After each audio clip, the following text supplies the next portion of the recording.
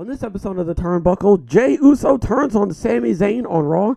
Eric Bischoff absolutely disagrees with Tony Khan's apparent vision for AEW. And MVP teases a formation of a new stable after Raw goes off the air. Folks, reading your favorite wrestling movie to some wrestling news because it's time for the Turnbuckle.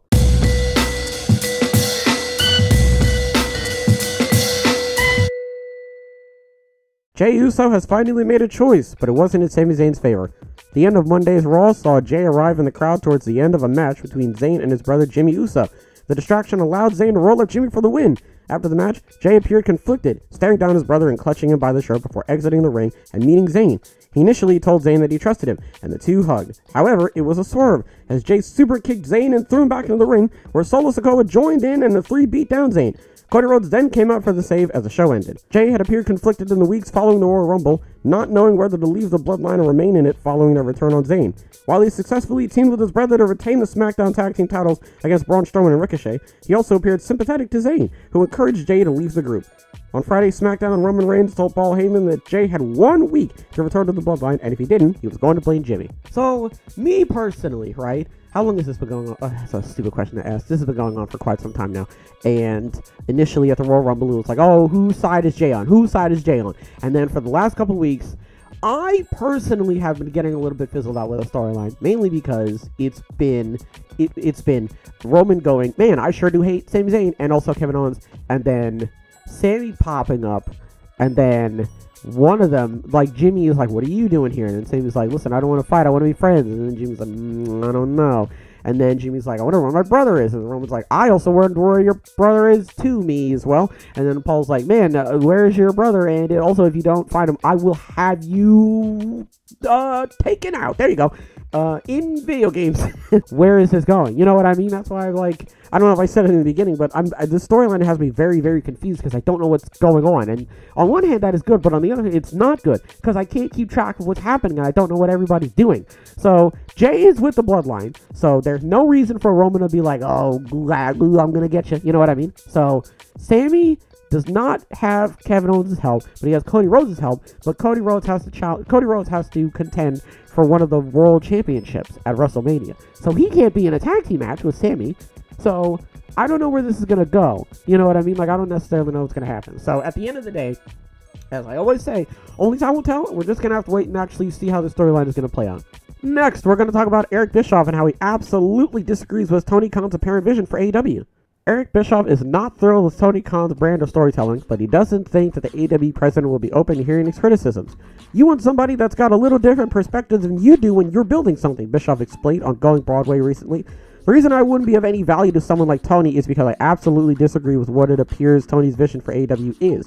Based on what he's been doing for the past 3 or 4 years, Bischoff says that AEW is catered towards fans of, quote, super indie-rific wrestling. If Tony is marketing towards the internet wrestling community, I have nothing to contribute in that area, Bischoff said.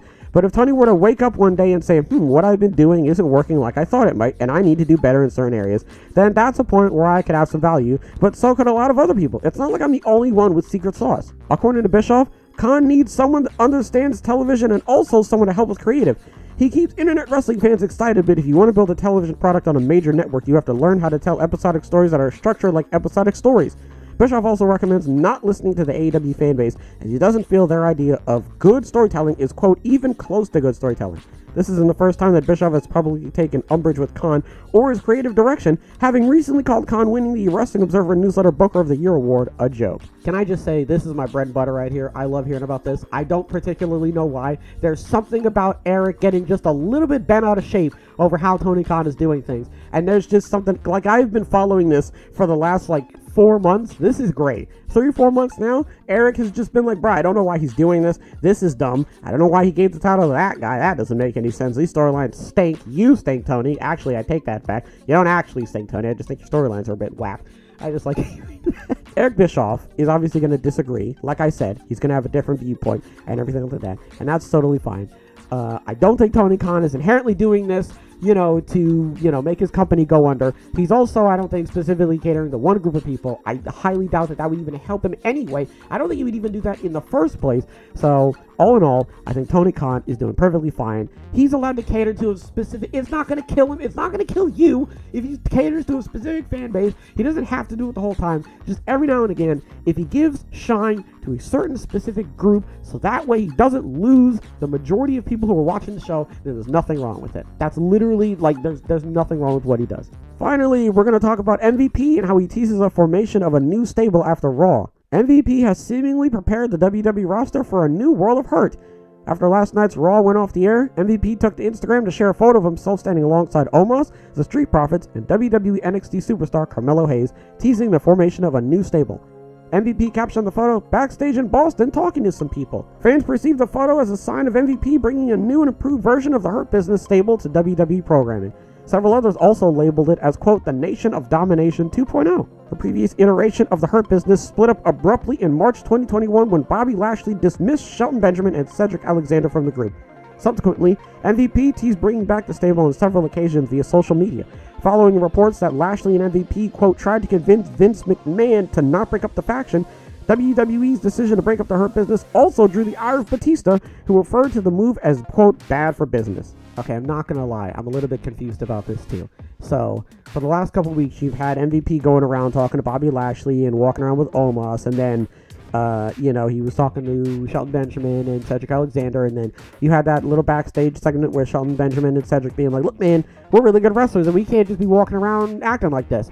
And they've been on main event, and they've been in a lot of decent matches, and I'm really looking forward to them coming back.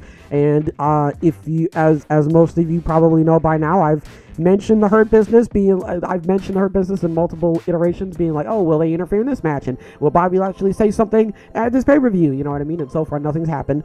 Now, we've got new information. We've got MVP talking to Carmelo, Street Profits, and Omos kind of just in the background, ominously.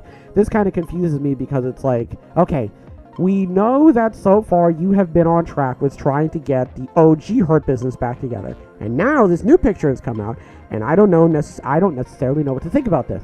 Is this about to turn into like the late NWO Aces and Eights type deal where there's like 45 different people in the faction, you know what I'm saying, and everybody is pretty much in it, and they kind of just let anybody join after a while? Or like, what is this? Is this like a subdivision? You know what I mean? Like, I don't know what this is. For right now, it looks like there is a stable, something is forming, something is brewing in the background, and I don't know when it's going to culminate, but from the looks of it, it looks like he's getting a decent set of people together. So at the end of the day, I don't necessarily know what's going to happen, and I don't know what direction they're going to go in, so we just are going to have to wait and see if they're going to like all team up, if they're all going to conjoin and become a giant Gundam, or if some of them are going to split off and form a band, and the other ones are going to split off and form like a jazz group. I have no idea. We're just going to have to wait and see. What do we talk about? Jay turns on Sammy. This storyline was a little bit confusing to me in the middle. I was kind of just like, all right, like, make up your mind. It's been like 8 years. Like, figure out what you're going to do and then just go with it. And then he went with Sammy, and I was like, all right, cool. And then he swerved, and it's just like, oh. The swerve, again, didn't really seem necessary. The swerve was kind of just like a way to just sort of like tell the fans to shut up. Like, see, gotcha, there you go. And also, I feel like it goes for Sammy as well. Just sort of fully let his guard down. Eric Bischoff is allowed to disagree with Tony Khan, when it comes to like how he books and everything like that. I don't think Tony Khan is doing anything, what's the word? Not drastic.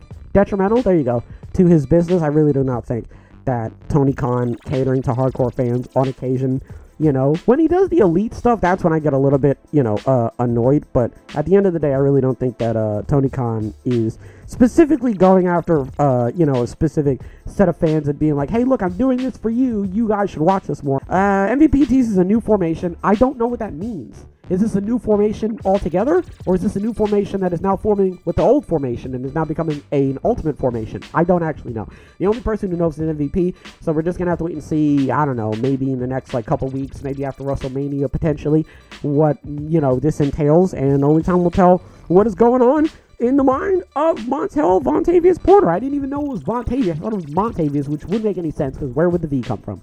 Folks, on that note, that's going to do it for this episode. Hopefully everybody has a wonderful tonight and a wonderful tomorrow. And as always, big hugs.